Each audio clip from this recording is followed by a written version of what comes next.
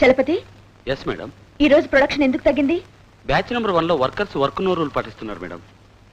ఎందుకని మేనేజర్? వాళ్ళకి risk allowance కావాలంట. రిస్క్ అలవెన్స్ కావాలా? మేనేజర్ గా నువ్వేం చేస్తున్నావు? యూసుఫ్ ఎదురు తిరిగాడు మేడం. ఓహో, send him to my room. Good morning madam. నా ఫ్యాక్టరీలో ఇంతవరకు ఎవరైనా స్ట్రైక్ చేశారా? ఎందుకు చేయలేదు? 1979లో ఒకసారి, 1983లో ఒకసారి. నేను ఎండీగా చార్జ్ తీసుకున్నాక స్ట్రైక్ జరిగిందా? జరగలేదు. రీజన్ తెలుసా నీకు? నేను చెప్తాను. మామూలుగా మన రైటర్స్ రాస్తుంటారు, ఆడదంటే ఆదిశక్తి అని. నువ్వెప్పుడైనా అలాంటి వాక్యాలు చదివావా? చదివాను. నేను ఆ టైప్, ఆదిశక్తిని. అభిమానించానంటే నెత్తి మీద పెట్టుకుంటా, అవమానిస్తే అడ్రస్ లేకుండా చేస్తా. మీరంతటి వారని మాకు తెలుసు, కానీ మాకు కావలసింది ఇస్తున్నారా లేదా అది చెప్పండి. మీరు అడిగిందల్లా ఇచ్చి నా ఫ్యాక్టరీలో వచ్చే లాభ శాతం తగ్గించుకోమంటావా? No no, not at all. By 2000 years I must be the highest taxpayer in India. సరే, 1992లో మేము స్ట్రైక్ చేయక తప్పదు. ఏం చేస్తారో చేసుకోండి. ఆగు. Miss Bhavani, bring the file.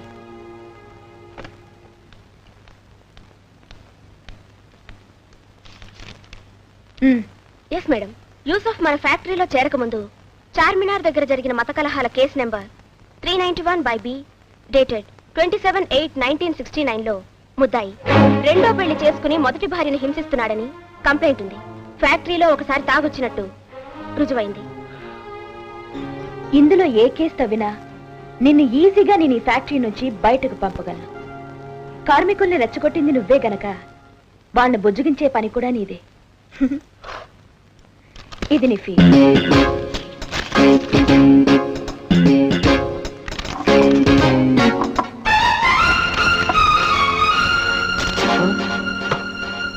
ఆ ఫోటో ఇప్పుడు వాడను. ఫ్యూచర్ లో నీకు మళ్ళీ కొమ్ములొస్తే అప్పుడు బయటికి తీస్తాను, నిన్ను రిస్క్ లో పెడతాను.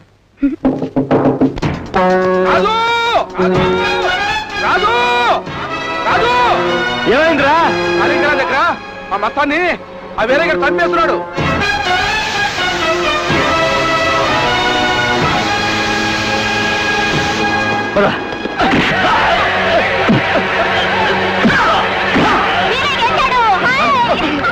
మస్తాన్, ఏమిటది? అసలు వాటితో నువ్వెందుకు పందెం కట్టావురా? 10,000 పందెంబాయ్ వస్తే నా చెల్లెలు షాదీకి వస్తుందని ఆశపడ్డాను. చెల్లెలు పెళ్లికి వస్తుందని అలాంటి దునపోతో తలబడి ప్రాణం మీద తెచ్చుకుంటావా? అరే నన్ను అడగచ్చు కదా మస్తాన్. దమ్మున్న మగాళ్ళు ఎవరైనా ఉంటే మా వీరయ్య వస్తాడు, పందానికి రావచ్చు. ఈసారి 1కి 10 కాదు, 1కి 20. మస్తాన్ భాయ్, 10,000 కాదు 20,000 ఇస్తున్నాను. మన చెల్లాయి నిక్క పక్క. 1కి 20.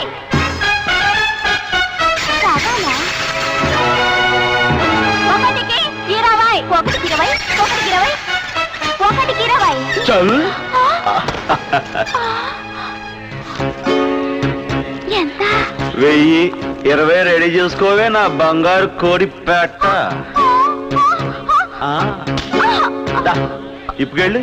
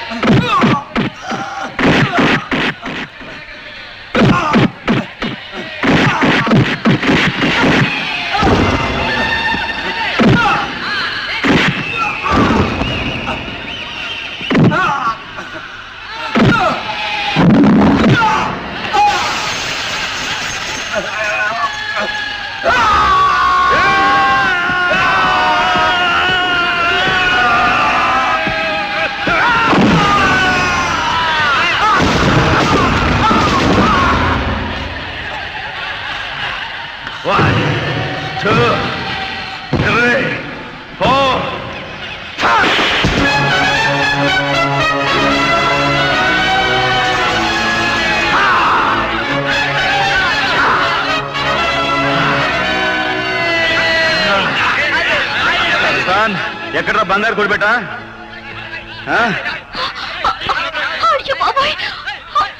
అదిగో మారిపోతుంది. వారిని అయిపోయావే ఫాలో అవడరా.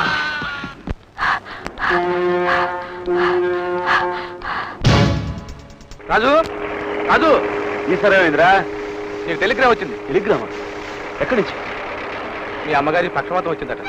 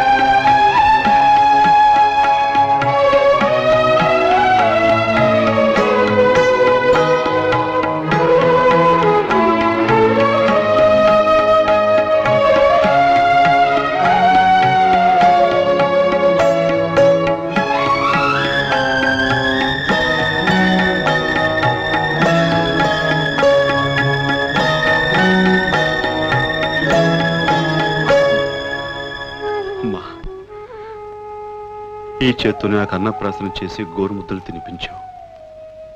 ఈ చేత్తోనే నాకు అక్షరాభ్యాసం చేయించావు. అలాంటి ఈ చేయి పడిపోయినందుకు బాధపడటం లేదురా. చెట్టంత ఎదిగిన కొడుకుని కన్నీళ్లు పెట్టిస్తూ ఆ కన్నీళ్లు తుడడానికి చేయి రానందుకు ఏడుస్తున్నాను బాబు. ఊరుకోమ్మా. అమ్మా, నువ్వు నాతో పాటు విశాఖపట్నం వచ్చేయమ్మా. నా దగ్గర ఉందు గాని. నేను ఈ ఊరు దాటి ఎక్కడికి రానురా. మీ నాన్నగారు తన రెక్కల కష్టంతో కట్టుకునే ఇల్లుది. నా ప్రాణం ఇక్కడే పోవాలి. సర్లేమ్మా, నేను ఇక్కడే ఉండి వేరే ఏదైనా ఉద్యోగం చూసుకుంటాను. మిస్టర్ రాజు, మీ నిర్ణయం చాలా బాగుంది. ఆవిడ మనసుకు ఆనందం కలిగించే పని చేస్తే ఆవిడ త్వరగా రికవర్ అయ్యే అవకాశం ఉంది. అలాగే డాక్టర్, థ్యాంక్ యూ. ఏమిటి డాడీ, ఉమాదేవికి #1 ఉత్తమ ఇండస్ట్రియలిస్ట్ అవార్డు వచ్చిందని ఫీల్ అవుతున్నావా? నాకు అవార్డులు అక్కర్లేదురా, రివార్డులు కావాలి. మనకు రావాల్సిన ఇంపోర్ట్ లైసెన్స్ ఉమాదేవి కొట్టేసింది. అదే గనక మనకు వచ్చుంటే మన ఫ్యాక్టరీ పక్కన ఉన్న ఖాళీ స్థానంలో మరో ఫ్యాక్టరీ కట్టేవాడిని. అందుకే ఒక నిర్ణయానికి వచ్చాను. ఏమిటది? ఒక శుభముహూర్తాన ఈ 2 ఫ్యాక్టరీలో ఒకటేలా ఆలోచించాను. అంటే వాళ్ళ ఫ్యాక్టరీ మనం కొంటామా, మనది వాళ్ళు కొంటారా? మన 2 కుటుంబాలు ఒకటయ్యాయనుకో, ఆటోమేటిక్ గా ఈ 2 ఫ్యాక్టరీలు ఒకటవుతాయి. రేపే దానికి శ్రీకారం చుట్టా. ఇంతవరకు మనం ఛాంబర్ మీటింగ్స్ లోను జనరల్ ఫంక్షన్స్ లోనే కలుసుకున్నాం. ఇప్పుడు మొదటిసారిగా మీ ఇంట్లో కలుసుకున్నందుకు చాలా ఆనందంగా ఉంది. నాకు ఆనందంగానే ఉంది. కూర్చోండి. ఏమిటి విశేషం? మీకు తెలుసుగా, నేను ముక్కుకు సూటిగా పోయే మనిషిని. ఇప్పుడు సూటిగానే వెళ్ళండి. మా అబ్బాయి మీ అమ్మాయిని